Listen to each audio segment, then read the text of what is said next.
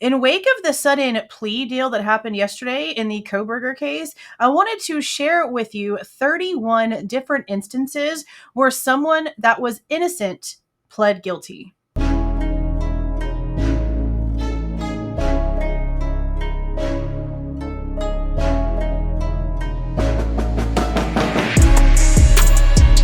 Hey guys, this is Jules with True Crime Reactions.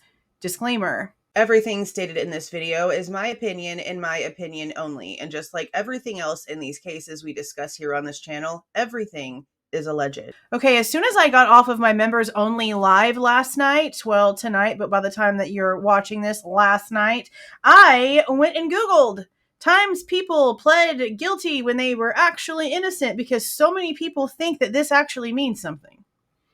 And granted, it could, but it also might not, because the situation here, nothing has changed. None of our answers have come. None of our questions have been answered. Nothing has been made to fit. There has been no new information to change our minds for those of us that have been asking questions. So, I found this from the Innocence Project. This article was posted on January 26th of 2009, meaning there's probably a lot more of these, okay? This is just 31 individuals that pled guilty to crimes that they had nothing to do with simply because they were threatened with certain things, okay? Number 1, Philip Bivens and Bobby Ray Dixon pled guilty to a 1979 Mississippi R-word and unaliving they did not commit. After the two men were threatened with the DP, they testified against a third innocent defendant named Larry Ruffin and received life sentences, all three of them, innocent. They even dragged someone else into it. DNA testing obtained by the Innocence Project New Orleans led to the three men's exonerations in 2010. Sadly, Dixon and Ruffin died before their names were cleared. That's extremely sad. Marcellus Bradford served more than 6 years in an Illinois prison for an unaliving he didn't commit. He pled guilty and testified against his co-defendant in exchange for a 12-year sentence. Bradford later said he was threatened with a life sentence and coerced to plead guilty and testify. When DNA testing freed Bradford and his three co-defendants in 2001, it also implicated the two men who actually committed the crime. Keith Brown falsely confessed and pled guilty to a North Carolina R-wording in 1993. He was sentenced to 35 years in prison, but was freed after DNA proved his innocence in 1997. 35 years for something that he didn't do. John Dixon pled guilty to an R-wording that he did not commit and spent 10 years in a New Jersey prison before DNA testing proved his innocence. After pleading guilty, he asked the judge to withdraw his plea and hold a trial, but the motion was denied and he was sentenced to 45 years in prison. So, because he pled guilty, they didn't care that the DNA proved his innocence. That's disgustingly, pathetically sad. How was that even allowed? Anthony Gray falsely confessed to a Maryland R-word after interrogating officers told him that two other men had implicated him.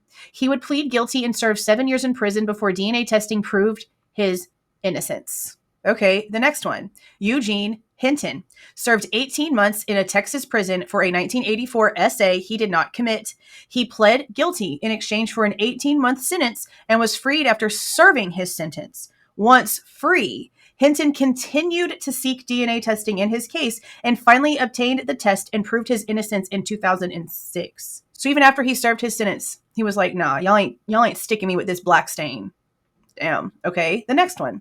Dwayne Jackson served nearly 4 years in Nevada prisons for a crime he didn't commit. He pled guilty after DNA test allegedly tied him to a robbery. In 2010, a database hit from another crime revealed that the sample had been switched at the Las Vegas Metropolitan Police Department crime lab, and the evidence from the crime scene actually excluded Jackson. Damn, that's insane. Okay, next. Kenneth Kaganrea and Robert Wilcoxon spent 10 years in North Carolina prisons for unalivings they did not commit. They pled guilty in order to avoid life sentences, but in 2011, newly tested DNA evidence proved their innocence. Let's continue. William Kelly pled guilty to a third-degree charge for allegedly killing a 25-year-old woman in Dauphin County, Pennsylvania.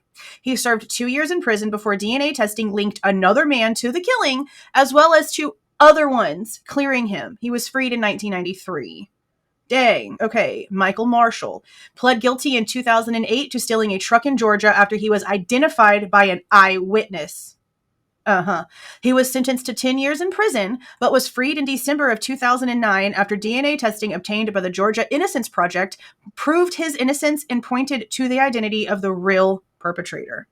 Christopher Ochoa falsely confessed and pled guilty to murder in Texas that he didn't commit. He testified against his co-defendant to avoid a possible death sentence and served nearly 12 years in prison before DNA testing led to his exoneration and also identified the real perpetrator in the case. The next one. James Ochoa pled guilty to a 2005 California carjacking he didn't commit to avoid a possible sentence of 25 years to life if convicted at trial. 10 months after his conviction, DNA testing proved his innocence and implicated the real perpetrator of the crime. Next, Michael Phillips was the only suspect in the R-wording of a 16-year-old white girl that occurred at the motel where he worked and lived. Phillips, who was black and was misidentified by the victim in a photo lineup. Feared a jury would take her word over his and agreed to a plea bargain to avoid a lengthy prison sentence. It literally sounds like To Kill a Mockingbird. That's wild. He pleaded guilty and was sentenced to 12 years in prison. He was exonerated when the stuff from the guy, from the actual kit at the time, actually excluded him as the source in July of 2014.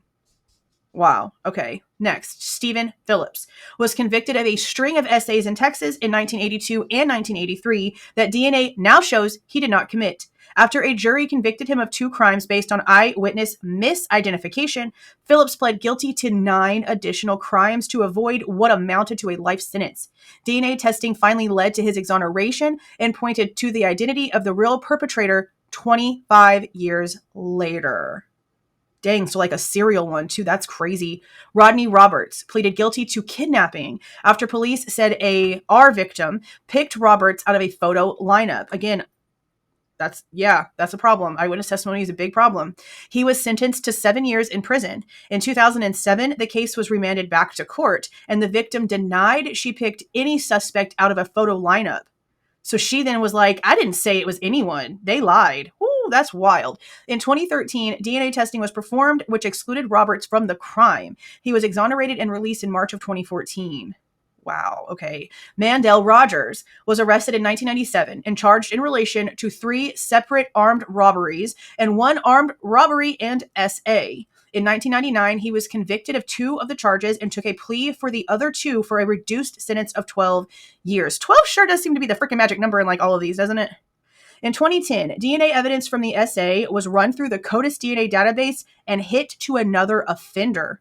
Rogers filed state petitions for writs of habeas corpus in all 4 of his convictions, seeking to vacate his no contest pleas.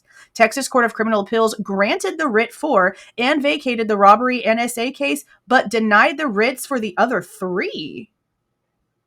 That's wild. If all the information was exactly the same, if it was all the exact same DNA, that doesn't make sense. Shaney Sharp, and Robert Lee Veal pled guilty to first-degree unaliving in 1992 and accepted 20-year sentences in order to avoid harsher sentences.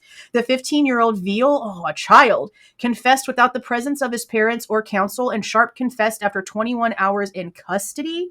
The 2 confessions were contradictory. In 2011, the state's attorney's office dismissed all charges against Veal, Sharp, and the 3 other men wrongly convicted of the Chicago area murder. That's crazy. So 5 people altogether. And this whole thing right here about a kid and an older person and how the 2 confessions didn't match, that sounds a lot like the whole case with Stephen Avery and his nephew. Yeah. Okay, the next one. Jonathan Barr, Robert Taylor, and James Harden, and Vincent Thames pled guilty to a 1994 Chicago R and unaliving in exchange for 30 years in prison after seeing 3 other men, Terrell Swift, Harold Richardson, and Michael Saunders, tried and sentenced to 40 years each for the same crime. In 2011, all 4 of their convictions were vacated after DNA evidence implicated another man. So because they saw all of this already going on, they basically just knew that they didn't have a chance. Yeah, that sounds sadly familiar to what's happening in, not just the Idaho case. Jerry Frank Townsend, a man with severe mental disabilities, falsely confessed and pled guilty to 6 unalivings and 1 R in Florida in the 1970s and was sentenced to life in prison. He served nearly 22 years before DNA testing led to his exoneration. Oh, dang. Okay. David Vasquez served 4 years in prison for a 1984 Virginia unaliving he didn't commit. Vasquez, who was borderline mentally impaired, allegedly made a false admissions of guilt during a police interrogation and pled guilty in exchange for a 35-year sentence. He was exonerated in 1989. A Texas jury wrongfully convicted Patrick Waller of aggravated robbery in December of 1992 and sentenced him to life in prison. In order to avoid additional prison time, he then pled guilty to 2 aggravated kidnapping charges related to the same incident in exchange for a sentence to be served concurrently. I wish they would have given more information on this one because they don't say anything about like DNA or anything. It just says wrongfully convicted. Okay, the next one. John Kenneth Watkins was exonerated in 2010 when DNA testing obtained by the Arizona Justice Project proved his innocence of a 1993 R. After 4 hours of police interrogations, Watkins confessed to an R he did not commit. He then pled guilty to avoid a potential long sentence and served 6 years in prison before he was finally cleared, and again, by DNA. The next one. Arthur Lee Whitfield was charged with 2 Norfolk, Virginia Rs in 1981. He was misidentified by both victims, and after being convicted of the first R, he pled guilty to the second in exchange for a lighter sentence. He served more than 22 years before DNA testing proved his innocence and led to his freedom. Thomas Winslow and 5 others. Joseph White, Ada Taylor. That's crazy. Taylor. Oh, wow. That's wild. Okay. Deborah Sheldon, Kathy Gonzalez, and James Dean were convicted in Nebraska in 1989 for an unaliving they didn't commit. 5 of the 6 defendants, all except White, pled guilty of the crime. Taylor, Sheldon, Gonzalez, and Dean falsely confessed and testified against White at his trial.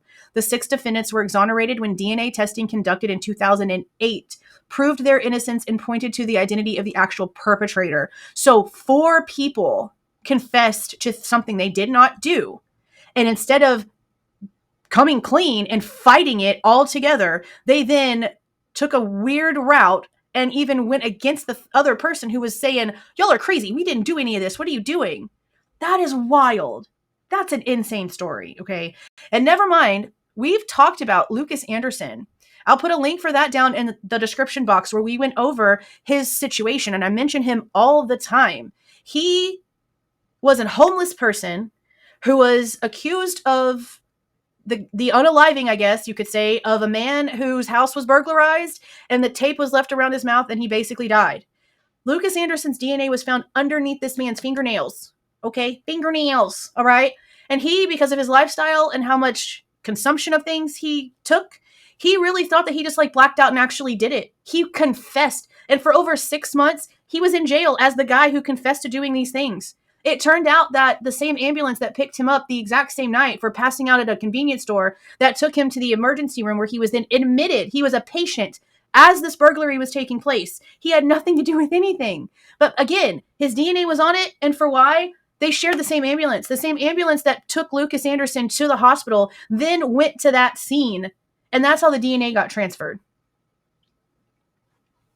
These stories happen. These stories happen. And I just know that there's nothing that's been answered. What just happened in this case doesn't answer anything. And until things are actually answered, I'm staying where I'm at. I need more. But let me know what you guys are thinking about all of this in relation to what's going on with Bryan Kohberger and this sudden left field plea deal. Let me know down in the comments. If you like the way that I present this information and give my opinion, please don't forget to leave a like on the way out. Subscribe to the channel if you have not subscribed already. And please don't forget to make sure that that notification bell is set to all so you don't miss any of my rants, reviews, reactions, updates, or deep dives. See y'all.